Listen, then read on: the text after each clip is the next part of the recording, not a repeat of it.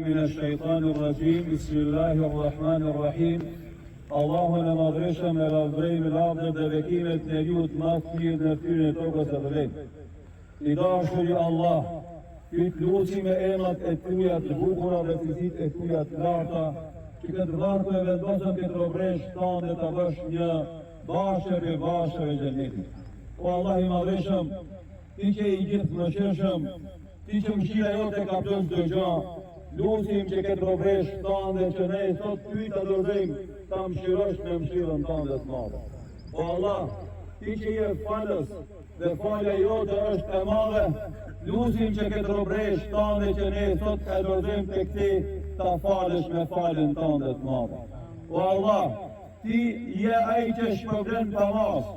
lusim që këtë robresh tanë dhe që ty ta dorëzojmë ta shpërblesh për të gjitha angazhimet, adhurimet dhe veprat e mira që i ka bërë. O Allah, ti ai që i ngushton besimtarët kur ata kanë fatkeqësi, kur ata kanë vështirësi, kur ata kanë ngushtica, probleme dhe telashe, ngushtoje familjen e kësaj besimtare me ngushtimet tuja. O Allah, ti lutim që ta mbulosh me mëshirën dhe bekimet tuja, ti lutim ti pranosh adhurimet tona, ti lutim që ta falësh gabimet tona,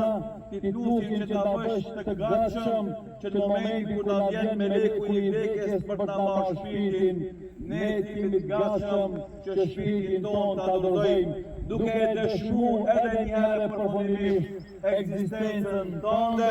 dhe se vetëm ti e meriton adhurimin ton, duke thonë la ilaha illallah Muhammedur Rasulullah.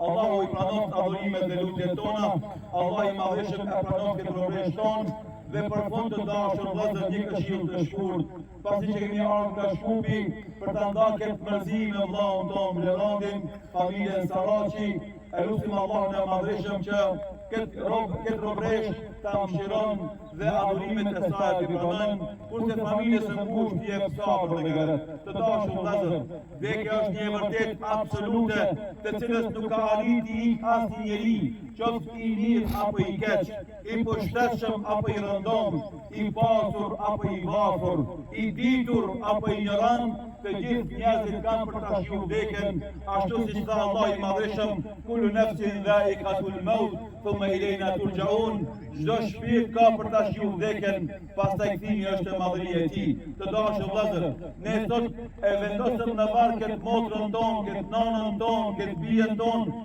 këtë mikeshën tonë, edhe ajo ngelet e vetmuar në varr. Tani na dorim edhe pak edhe do largohemi, ajo do mbetet vetë me çka.